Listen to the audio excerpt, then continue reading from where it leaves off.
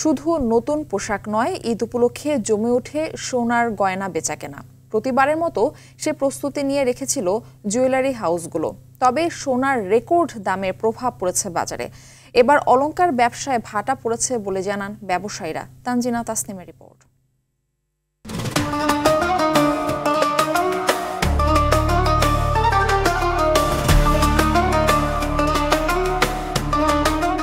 ঈদে জুয়েলারি হাউসগুলোর ব্যস্ততা বাড়ে। পারিবারিক অনুষ্ঠান বা সামর্থ্য অনুযায়ী অনেকেই নতুন অলংকার কেনেন।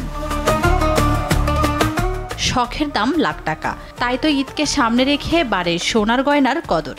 তবে দফায় দফায় দাম বেড়ে সোনার ভরি 1.5 লাখ ছাড়িয়েছে। তাই ইচ্ছে থাকলেই অনেকেরই উপায় নেই। আমার মনে হয় খুব বেশি করে ফেলেছে, এখন আসলে নাগালের বাইরে চলে যাচ্ছে আমাদের। যে গোল্ডের দাম তাতে আমার বাজেটে হচ্ছে না। অনেক দোকান ঘুরে করে এখানে এসে পেয়েছি। কাস্টমারই নেই, শুধু আমাদের নিউ মার্কেট ব্রাঞ্চে না, প্রায় প্রতিটা মার্কেটে গোল্ডের বাজার খুব ফ্লপ। ঈদের পরপর ছুটিতে বিয়ের অনুষ্ঠান বেশি হয়। বিয়ে মানেই নিজেকে সুন্দর করে সাজানো। সেই বিয়ের জন্য অলংকার কিনতে এসেও অস্বস্তিতে এই দম্পতি। আমার তো নর্মালি খুব একটা গোল্ড কিনা হয় না, বাট সামনে যেহেতু বিয়ে অবশ্যই কিছু কিছু জিনিসপত্র লাগবে, সেই জন্য আমি আরও স্যাড ফিল করছি এই আর কি। সব মিলিয়ে অলংকার ব্যবসায় মন্দাভাব।